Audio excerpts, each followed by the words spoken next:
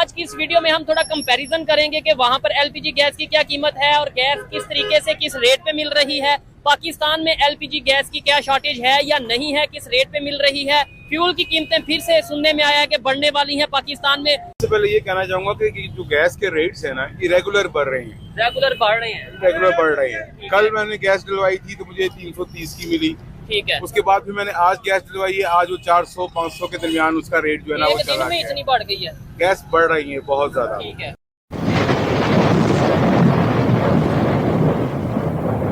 क्या कहना चाहेंगे, इस टाइम कीमतें जो बढ़ रही हैं पूरी दुनिया में, पाकिस्तान में गैस की कीमतें, पेट्रोल की कीमतें बढ़ रही हैं। बिल्कुल, ये जंग की वजह से कीमतें बढ़ रही हैं क्योंकि ईरान ने वो स्टेट ऑफ हॉर्मस बंद की हुई है। लेकिन हम तो आई लव यू शहबाज शरीफ कहेंगे। अच्छा जी, क्योंकि उन्होंने कहा कि मैंने सारा बोझ अपने ऊपर लिया हुआ है, मैंने तो अवाम पे बोझ आने नहीं दिया, हमारी हुकूमत बोझ बर्दाश्त कर रही है। उनसे गुजारिश है एक दफा अवाम से भी आगे पूछ लें कि अवाम बोझ बर्दाश्त कर रही है कि नहीं कर रही। यकीन जानिए, मैं जहाँ पर यूनिवर्सिटी जाता हूँ या फिर जहाँ पर ऑफिस में जाता हूँ, लोग सिर्फ जो है ना मेरे सामने रो नहीं रहे, बाकी हर हद पार हुई है। इतने बुरे हाल हो चुके हैं। मेरे दोस्त हैं, अब मेरे साथ ये इलाका नवाब से यहाँ से कितना दूर है, साथ है, लेकिन ये पेट्रोल की वजह से वहाँ से यहाँ मेरे साथ पैदल आए हैं। ठीक है। अच्छा, सिर्फ ये पेट्रोल की वजह से। ठीक है, पेट्रोल की नो डाउट शॉर्टेज है क्योंकि पाकिस्तान में फ्यूल नहीं है। अच्छा, गैस का हम ये देख रहे थे पाकिस्तान में गैस, क्योंकि बलोचिस्तान में आप एजुकेटेड है, आपको पता होगा सुई के मुकाम पे अपनी गैस है और ये सारी चीजें चलती हैं। लेकिन गैस अगर महंगी हुई है उसकी क्या रीजन है? सारा कुछ पाकिस्तान के अंदर मौजूद है। अच्छा। दुनिया के फैसले पाकिस्तान करेगा। ईरान से गैस लेनी है कि नहीं, ये फैसला पाकिस्तान नहीं करेगा। अच्छा। ये बिग ब्रदर फैसला करेगा। ठीक है।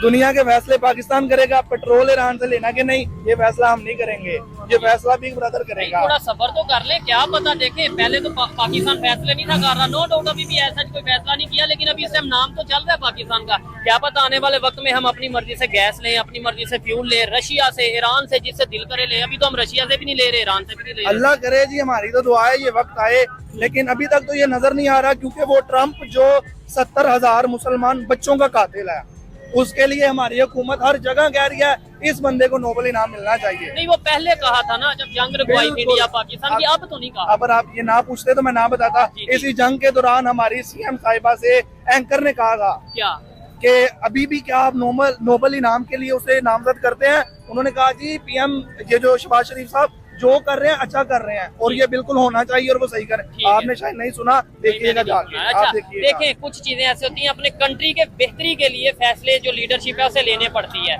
इस टाइम जो हमारी लीडरशिप है वो जो फैसले कर रही है पूरी दुनिया में, जो इस टाइम इमेज है वो सबके सामने है। दूसरे कंट्रीज, हर एक कंट्री अपने आप को तो सेव करेगा, सिक्योर करेगा या नहीं करेगा।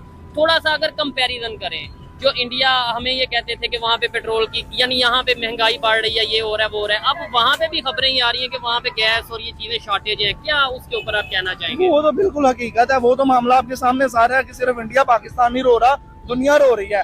और जो ईरान के पासदारान इनकलाब के जो कमांडर हैं इब्राहिम जुल्फिकारी, उन्होंने कहा है कि ये अभी कोई महंगाई नहीं हुई। अच्छा, ये अभी पेट्रोल महंगा नहीं हुआ, ये अभी गैस महंगी नहीं, अभी इंतजार करें आगे होता है क्या। ठीक है, क्योंकि उन्होंने कहा कि अब हम जंग में उतर चुके हैं, अब हमें किसी की कोई परवाह नहीं है भाई। हमारे रहबर सुप्रीम लीडर शहीद हो चुके हैं, हमारे स्कूल तबाह हो गए हैं, हमारे बच्चे शहीद हो चुके हैं, अब पीछे हटने वाली बात नहीं है। ठीक है। नहीं, अभी ये ट्रम्प स्पीच कर रहा था, मतलब अपना यूएसए का प्रेसिडेंट ट्रम्प स्पीच कर रहा था कि हम जो सा मजीद अटैक करेंगे, ईरान अगर बाज ना आया, अगर स्टेट ऑफ हॉर्मस को ना रास्ता ना खोला तो मजीद अटैक करेंगे। अभी वो स्पीच कर रहा है, उसकी स्पीच खत्म होते ही ईरान ने 7-8 अटैक फिर किए हैं कि ये लो आप कर लो अटैक। और वो तो इतना मैं हैरान होता हूँ, हमारी हुकूमत उसे नोबेल इनाम देती है, ईरान के सुप्रीम लीडर उसे जब बुलाते थे उसे अहमक कह के बुलाते थे।